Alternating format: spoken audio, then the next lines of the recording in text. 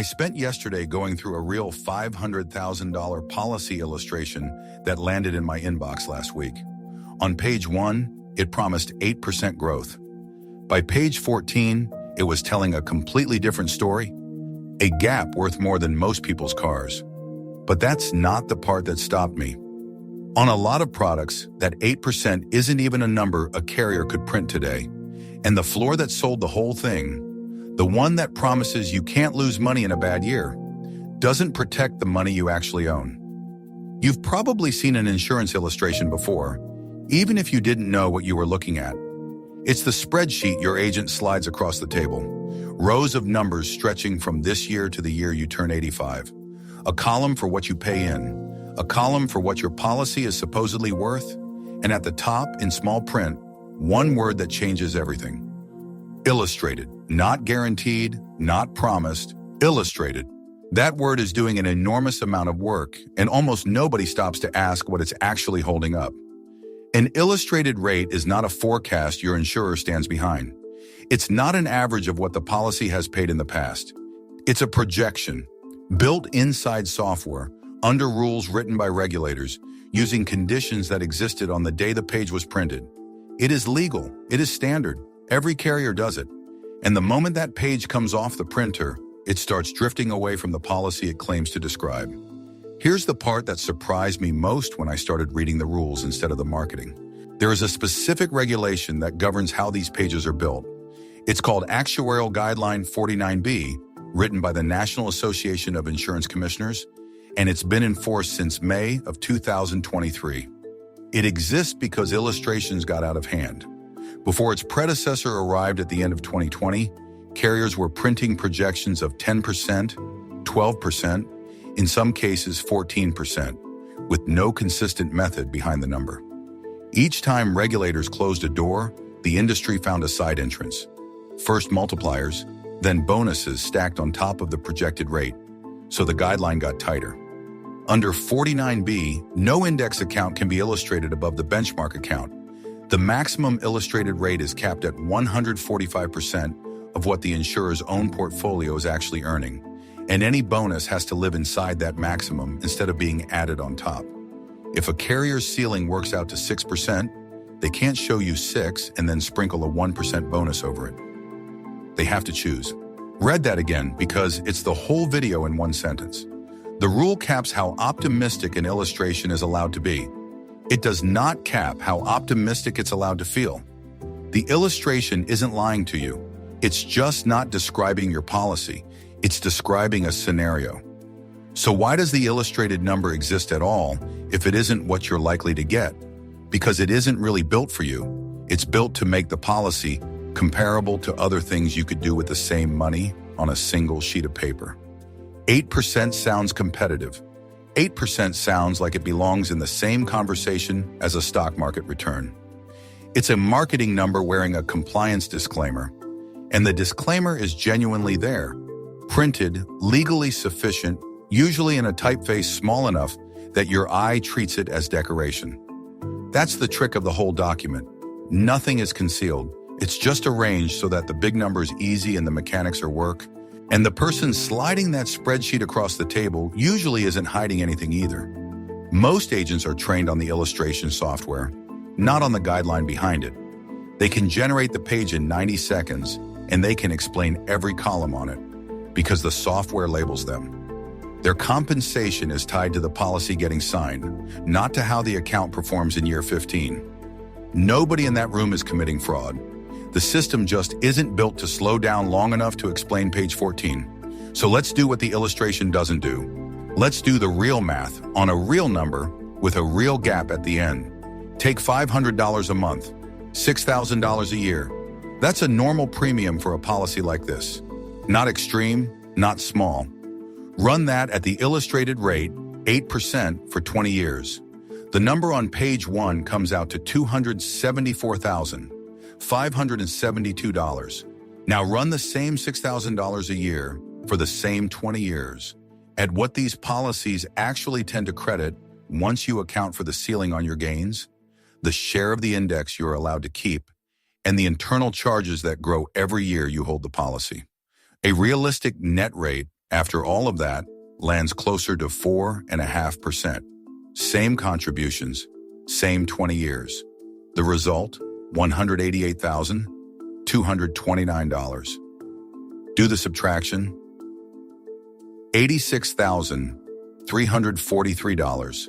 That's the distance between page 1 and page 14. On a policy where you personally put in exactly $120,000 of your own money. Sit with that ratio for a second. The gap is smaller than what you contributed, but it's most of it. It didn't come from a market crash. It didn't come from a bad year. It came from math that was built into the contract before you ever signed it. And it's not a one-size number. Run the same math on a smaller policy, $300 a month instead of $500. And the pattern holds exactly the same shape. Illustrated at 8% over 20 years, $164,743. Realistic net at 4.5%, $112,937.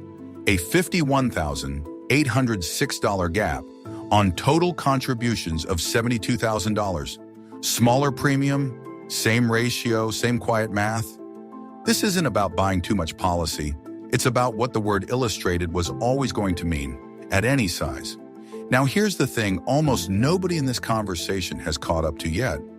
Everything you just heard assumes the 8% on page 1 is still a number a carrier would even be allowed to show you. In a lot of cases, it isn't.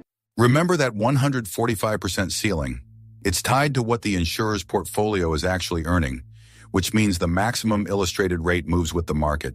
And it has been moving down. For plenty of products, the ceiling now lands in the neighborhood of 6%, not 8%, which means the same policy, illustrated today, under today's rules, would print a different headline number than the one sitting in that drawer. So let's run that too. $6,000 a year, 20 years, at 6%, $220,714. Compare that to the $274,572 on the old page. That's $53,858 of difference. And notice what did not happen. The market didn't crash. Your policy didn't underperform. Nothing happened to your money at all. The only thing that changed is what a regulator will let a carrier print. The document in your drawer didn't just age. It became a page that couldn't be reissued the way it was written. Does that make these policies a scam? No. Nobody broke a law. Nothing on that page was concealed. And for plenty of families, the death benefit underneath it is doing exactly the job it was bought to do. What it makes the illustration is a snapshot, one that started describing something other than your policy the day after it printed. So let's be precise about what's actually happening inside your money, because the mechanics matter more than the headline number. And this is the part the niche gets wrong constantly. There are 3 separate levers that decide what gets credited to your account, and they are not the same thing. The first is the cap. Your policy's growth is linked to a market index, but you don't get the index full return. There's a ceiling. If the index gains 15% in a strong year, and your cap is 9%, you get 9. The index having a great year does not mean you had a great year. The second is the participation rate. That's the percentage of the index movement you're credited at all before the cap applies. If the index gains 15% and your participation rate is 80%, the starting figure isn't 15, it's 12. Some products actually run participation above 100%, which sounds generous until you meet the third lever. The third is the spread. That's a flat percentage subtracted from the gain. This is how an uncapped strategy pays for being uncapped. Picture a product with a 150% participation rate and an 8% spread. The index returns 12. 12 times 1.5 is 18. Minus the 8% spread, and you're credited 10. That's a good year. And it's still 8 points below what the index did. Cap, participation rate, spread. 3 different dials on 3 different parts of the same calculation. You'll hear all 3 used interchangeably, including by people selling these policies. They're not interchangeable, and the combination is what determines your actual credit, which is exactly why comparing 2 policies by their cap alone tells you almost nothing. Then there's the charge that isn't about the index at all. the cost of insurance. This is the one almost nobody budgets for. Inside the policy, you are buying a death benefit, and the price of that death benefit rises as you get older. Every single year, a larger slice goes toward covering the actual risk, which means a smaller slice is left to grow. In your 30s, that cost is small enough to ignore. In your 60s, it can be substantial. The illustration usually assumes a smooth, simplified version of that curve. Real life is not smooth, and the fact that carriers can adjust these charges within contractual limits is precisely what a long wave of cost of insurance litigation has been about. Which brings up the promise that sold most of these policies in the first place, and the one that deserves the most careful reading. You've heard it, the floor, 0%. In a bad year, you don't lose money. Here's what that actually means. The floor protects the index credit. It does not protect your balance. In a flat or falling year, you're credited 0, and the cost of insurance still comes out. The administrative charges still come out. The policy fees still come out.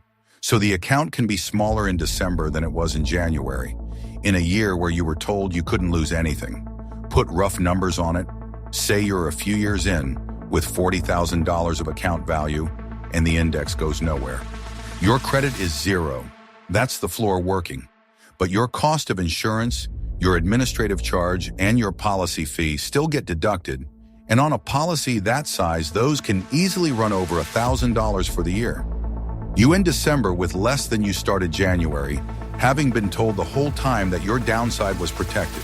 Nothing was violated. The floor did exactly what it promised. It just never promised what most people heard. And that specific number, what your policy actually deducted last year, is printed on your annual statement, which is a very different document from the one your agent showed you. And there's one more assumption hiding in that old illustration, that the cap you were shown is the cap you'll keep. It isn't. Caps are set by the insurer and adjusted over time. And across the industry, they've fallen from roughly 12 to 13% in 2019 to around 8 or 9% on most products in 2026. As of this spring, one major carrier's flagship accumulator product sits at 8% flat, another at 8.5%. A third runs a range depending on which version of the product you own. Put a number on what that shift costs. Take an account with $100,000 in it in a year when the index gains 15%. Under a 12% cap, you're credited $12,000. Under an 8.5% cap, you're credited $8,500. $3,500 in a single year, decided by an adjustment inside the contract rather than by anything the market did. Now compound that decision across 20 years, alongside a participation rate, a spread, and a rising cost of insurance, and you stop needing a conspiracy to explain the $86,000 gap. Every one of those features is disclosed. Everyone is legal. They just compound quietly in the same direction at the same time. And the people who write the rules know it. Regulators have said openly that the illustration framework needs more than another patch, that what's really required is a full rewrite of the underlying model regulation, a job the industry estimates at 2 to 3 years minimum. Meanwhile, there's active concern at the regulatory level about disclosures in this family of products that imply annual returns in the 10 to 25% range. Translation: the guideline you're relying on to keep that page honest is itself considered a temporary fix by the people enforcing it. That's not a reason to panic. It's a reason to read your own paperwork instead of waiting for a rule to do it for you. This is where the timing actually matters for you. According to LIMRA, the industry group that tracks these numbers, 2025 set an all-time record for individual life insurance. More than $17.5 billion of new annualized premium. Indexed Universal Life specifically posted $1.1 billion in the first quarter of 2026 alone, 14% above the year before, with most of the largest carriers growing at double digits. This isn't a product on its way out. It's a product being sold faster than ever. Translate that into plain terms. Millions of these policies are still young, 5 years old, 3 years old, some barely 1, which means the distance between illustrated and realistic hasn't shown up on most people's statements yet. The bill doesn't arrive all at once. It arrives one annual statement at a time, quietly until someone finally sits down and compares year 20 to page 1. We put together a plain language breakdown of exactly what to ask your insurer for and how to read the answer when it comes back. Free, no pitch attached. The link is in the pinned comment. So if you're holding one of these policies, here's the actual move. Call your insurer and ask for your in-force illustration, not the one from the day you signed, the current one, built on your policy's actual performance to date and today's assumptions. This isn't a favor you're asking for. Under the model regulation that governs illustrations in this country, carriers are required to furnish one on the request of the policy owner.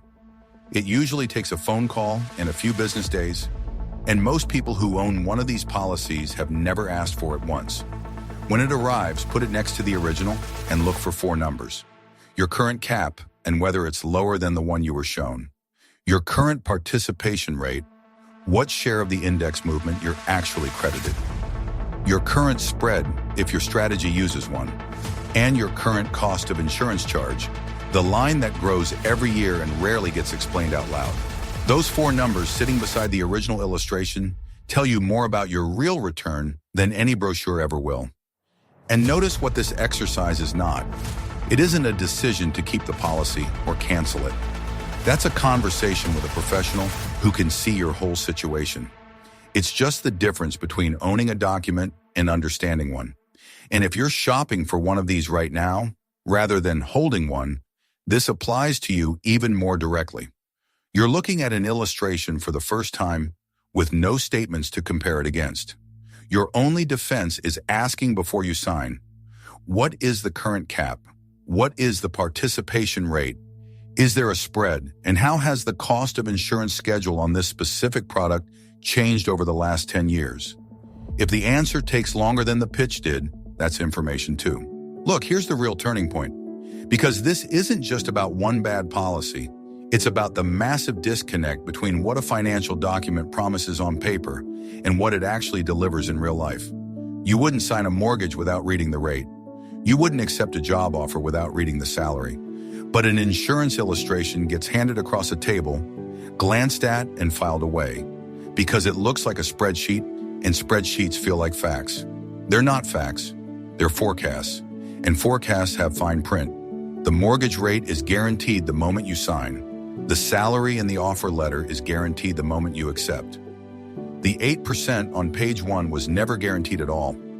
And the only reason that distinction stays hidden is that nobody hands you page 14 at the same moment they hand you page 1. So when you look at that $500,000 policy, remember this. Page 1 showed 8%, but page 14 showed the truth. That $86,000 gap was never invisible. It was just never explained to you. But today, you know exactly